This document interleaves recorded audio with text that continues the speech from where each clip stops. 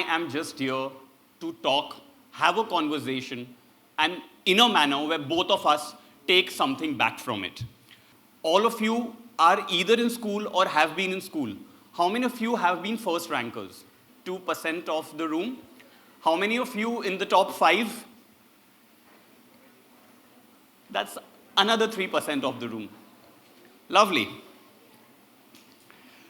That is what I want to talk about. I was amongst the 5, but not the top 5, probably starting from the bottom.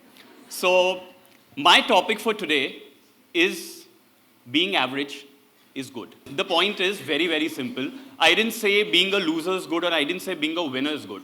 I said being average is good. Because a person who's average has a lot more scope than a person who's very clear with his goals right from the beginning, because he has only one thing to achieve. Think about it. So for the teachers, for the students, don't take that pressure that if you have not figured your life out already, trust me, there is time you can figure it out. There was only one thing I used to love since I remember I was a kid, which was movies. And obviously, my mom, being like any other mom, used to say, "Beta पढ़ लो, पिक्चरें तुम्हें पैसा नहीं देंगी." I go back and tell her, "Mom, अब दे रही है." That's a different thing. But the point was that she used to always say that at least make sure you get respectable marks. My dad had a family friend in Ahmedabad who used to have a chemical factory. तो बहुत clear था कि बेटा 10th के बाद science लेना, chemical engineering करना और अपने दूर के फूफा जी को ज्वाइन कर लेना. Like any middle class family would think, and rightfully so. I said, ठीक है, यही करना होगा. फिल्में तो मैं तब भी देख पाऊंगा. I got the least in maths in my 10th board. And that was the first time I saw my mom genuinely emotional. I mean, she is very emotional anyway. She cries at the drop of the hat, and that's why I told her not to come over here. The thing was that she's like, I teach maths to the world, and you have got the least number of marks in maths. I had no answer. I didn't like maths. I genuinely didn't like it. But उससे बड़ा जो problem था वो ये था कि अब मुझे science नहीं मिलने वाला था.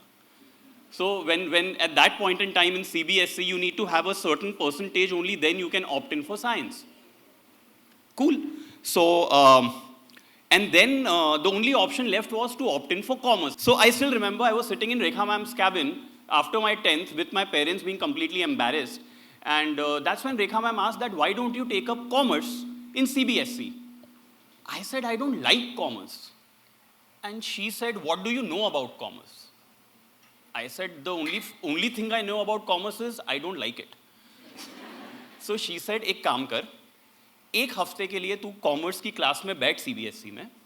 If you don't like it, we will figure something out. I will get you in science in Gujarat board. We'll figure something. And I enter the first day of the commerce classroom, and I realize इसमें पढ़ाई क्या है? This is all so natural. This is all that you need for a respectable living to understand how the world outside schools and colleges work.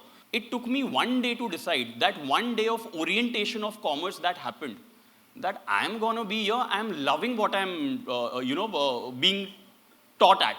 After 12th standard, I secured decent marks because again I loved what I was studying there.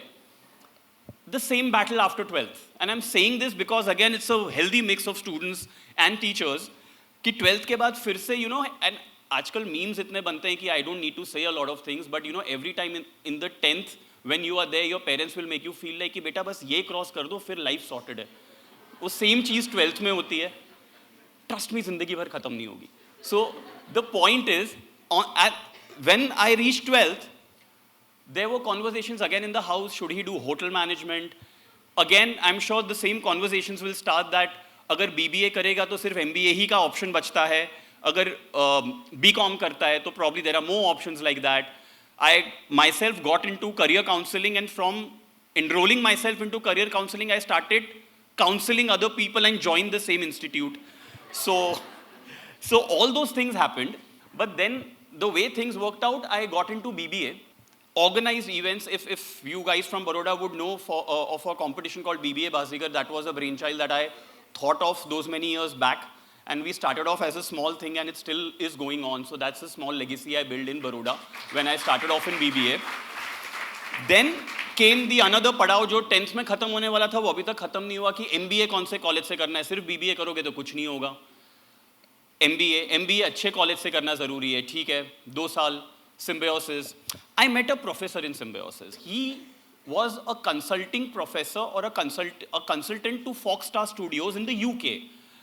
It just sounded very fancy to me. I remember him coming into and he was a quantitative techniques professor, which is maths again.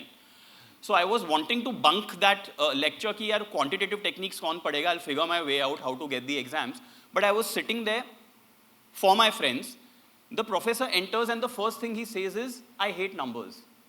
And I was like, he's a QT professor, he's saying he hates numbers. So I had an immediate connect with him.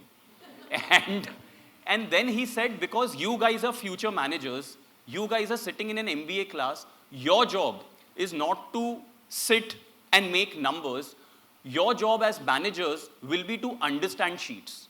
Your job as managers will be to understand numbers and not mug them up. So if you know how to read a balance sheet, you don't need to be good in accounting. A CA will do that. So I started interacting with the professor a lot, and I'm talking about 2010, 13 years back. Film marketing wasn't really a thing at that point in time. Films were just evolving.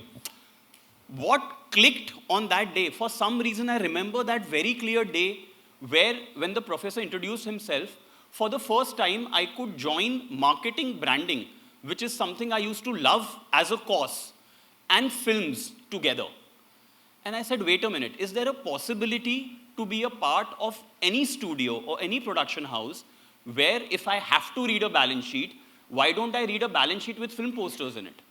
If I have to go and manage something, why don't I do it in an organization where the conversations are about films? So I just thought there is something that can be done and marketing and films can come together. But I land in Mumbai, there are placements going on in my college. I opt out of all placements. I was the student president at that point in time, so everybody is like HUL aayega, PNG aayega. They'll offer a good 16, 17 lakh package. And I said, I just want to give it a try. So I came to Mumbai, and at that point in time, you think being a student president is a very big thing. So I was carrying my student president card to Mumbai, went to the gates of Yashraj and said, I want to meet the marketing head.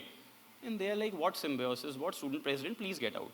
So I was not allowed in Yashraj, I was not allowed in Balaji, not even inside the gate, and rightfully so. Finally, Z came on board. They did the GDPI screening process. I got shortlisted.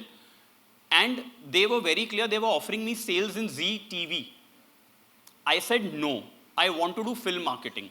They said, listen, but we don't produce films. I said, I don't care, I need film marketing. But they're like, how can we offer you something that we don't produce? That's when I said, but you have a regional channel called Z Talkies that produces and markets Marathi films. They said, but you don't know Marathi. I was like, but I know marketing and I know films, I'll figure it out. But they said, nobody wants to take that profile. Everybody wants ZTV. We are giving you ZTV, and you are saying you want a regional channel. I said, yes. That's how my journey into film marketing started, where I didn't know the M of Marathi. I didn't know what film marketing is. I knew what marketing is, and I knew what films are. And I still can't forget, for the very first time, I saw my name in the end credits where all the other people's name come in Marathi written. That I still feel was a dream come true for me, because that was never something I imagined. But when it happened, I realized that was my calling. So the reason of me to tell you this entire journey is, there might be times you would feel that this is your calling. Don't fall for it. Don't be in a hurry to decide that this is what I want to do. Just make sure you keep your options open. I'll tell you why. One very simple thing, and this is all coming from the very little experience I have, is had I thought 20 years back that I'll produce a film and the biggest director in the country will present that film for me, Mr. S.S. Rajamouli. That time he wasn't the biggest director. He didn't even make his first film. There would have been no aim, ambition, or a quantifiable aim for me, or a target for me. All I knew was, I just knew one thing. I want to be a part of a company or a brand that I don't need to introduce to anyone. So I was okay working for a Colgate. I was okay working for a Good Night. I was okay working for a Quality Walls, as long as it's very cool to say I'm working in Amul. I am okay. So my suggestion to you guys is very simple. Keep your filters low. Keep your filters less. A lot more will come on your plate. That's number one. If you're focused, it's a God gift, take it. But I am talking to the 99 people who run the race and not the person who comes first. Because if you've come first, you've already moved ahead. The first film that I'm producing, made in India, it's the reason I'm saying this, I'll tell you, I'm not promoting the film, it's not yet even started. But it's the biopic of the person who started Hindi films or Indian cinema in India. That's why it's called Made in India. So it's the biopic on Dada Saheb Phalke. That man found his calling at the age of 41. We all have heard that you should learn from others' mistake. Never do that. Those mistakes happened because those were them. You are a different person. Make your own mistakes. Make sure you don't repeat them. Learn from them and move on. I don't think you should learn from others' mistakes. Why? Because if somebody else has failed in something, doesn't mean you will also fail. You are a different individual. Don't have one person as your guru. If you have one person as your guru, he is eventually also a human being. He will also have his flaws.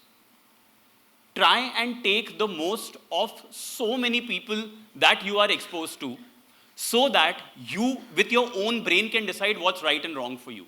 And don't blindly follow one individual or one mentality. I am talking economically, I am talking politically, I am talking emotionally. Each and every person around you, you can learn so much from them. So never always look up to learn. Trust me, if you start looking down and learning, you will learn way more. You will learn way more. I have seen that myself. Every time a Munna Bhai plays, why all our eyes dwell up when Munna Bhai hugs the jhadu wala? There is a reason for that, because we all are made up of that mud. We all connect to it. We all connect to that emotion. If, I'm being very honest, and I cross my heart when I say this, if there is a sweeper who is excited to sweep the floor, he is my role model.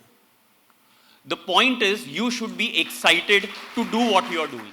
The most important thing which I believe in, and this is not read anywhere or taken from anywhere, is the fact, please define your own success. Never, and I'll request even the teachers, never ask or tell anybody to become like someone. Be your own self, define your own success. When you go back today, you have heard such great stories of what people have fought, some within, some on the outside, but they all are heroes. They started from somewhere, they have reached somewhere. Go back home, take 5 minutes, think about your own journey. You will see a hero in yourself too. It's been 13 years I've been in Mumbai. Started my journey from Marathi films through an employment exchange. I knew nobody in Mumbai. I got into Dharma Productions, marketed films for them. So Student of the Year 1 was my first project. Then happened Ye Jawani Hai Diwani, where we heard some beautiful songs that Sir played. And did a lot of films after that, Humpty Sharma, Lunchbox, Bahubali 1. And after that, I realized that, again, Dharma is a great place to work. Karan is a great boss. I mean, I couldn't have asked for anyone else better as my first job in Bollywood. But because he's so good, all the creatives are ready. There is no input required on the posters and the trailers because he's so good at it. There's never a problem of budgets. If I have Ranbir Kapoor and Deepika Padukone looking like that after their breakup, picture to chalni hai. How am I, as a marketer, adding something to it? And that's when I saw a lot of small films without budgets, without faces, trying to make a mark. And that's where I thought that, should I just try and see if we can market the films which require a marketing brain? Trust me, 99.9% people said your career's over because nobody leaves Dharma. Are you mad? I mean, this is what people try to achieve by the end of their careers. You are starting your career with it. Having my background in marketing and advertising, I wanted to be the Ogilvy of Bollywood, where everybody has their own marketing teams, but we come back to you with a campaign for your film. So this thought was new. No producer, no actor, no director understood when I said marketing strategy. He's like, strategy kya hota hai? Picture achhi hai to chalegi. And for some reason, people resonated. I mean, a very big acknowledgement of Mr. R. Balki, because he's from the advertising industry and he thought what I'm saying is making sense. That's why Kienka and Padman happened. And gradually actors realized the value addition I'm putting in. Gradually directors realized, producers realized, and I can proudly say that in the last 7 years, we've promoted close to 120 films, where right from how do we need to position the film, what the colors of the posters need to be, how the trailer needs to be cut, how long the campaign duration needs to be, what should be the budget, what should be the budget allocation, where should the actors go, what should they say, what should they not say. We design all of it. And this was never happening before. So we tried and created a niche for ourselves in the industry. This was never my aim. What I'm trying to make sense of the entire talk is, I was aware of two things. I want to do something related to films. My strength is marketing. Same goes for you guys. Which is the field that excites you the most? Select the field that you enjoy. Then come to what are your strengths and weaknesses. And once you start combining this, and don't be hard on yourself, it is a process which will come to you. You will find your calling. When we talk about passion, I feel it's a very abused word. Everybody would just come back. It's almost as abused and misunderstood as depression. Passion is something that genuinely doesn't let you sleep. So don't use that word unless you feel so. It's been 15 years that I have been dealing with movies. There is not a single day, even today, you talk to me about a film, I can go on for the next 3 days without sleeping. If you are this level of passionate, I'm not saying I'm the most passionate person under the sun. All I'm saying is, don't use the word lightly and say, I like drawing, I'm passionate about drawing. That's not passion, my friend. That's a hobby. So understand the difference. Otherwise, you will feel neglected and you will feel, oh, I was passionate, why didn't things happen to me? All I'm saying is, find your passion, define your passion, go for it. Trust me, things will work out in your favor. And I would like to end the talk with something which I very strongly believe in. And I feel that is my life's motto. कि अगर देखना चाहते हो मेरी हौसलों की उड़ान को, अगर देखना चाहते हो मेरे हौसलों की उड़ान को, तो जाओ, जाके थोड़ा और ऊपर कर दो इस आसमान को. Thank you everyone.